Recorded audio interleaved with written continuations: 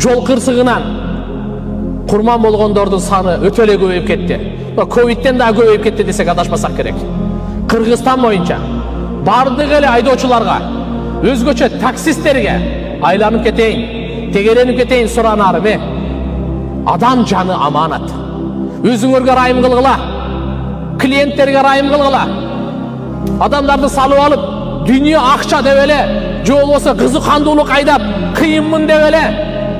Туган, андай кылбайлычы. Наристелер өлүп атат, аялдар өлүп атат, аталар өлүп атат, агалар, инилер өлүп атат. Канча адамдын көз жашы агылып атат, канча деген жетим калып атат, канча жесир калып атат. Эсибизге, акылыбызга келейличи.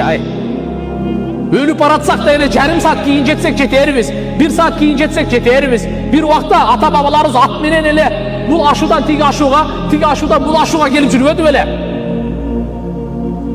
Ушунун бардыгын токтото турган сиздер, биздер. Биз биринчи биз өзүбүз рульга отурганда өзүбүздү кармайлычы кичине.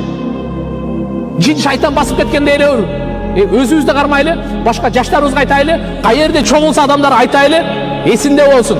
Клиент болуп отурсаңыз дагы, пассажир болуп отурсаңыз дагы, шопур болуп отурсаңыз дагы, өзгөчө баарына кайрылайлы туугандар.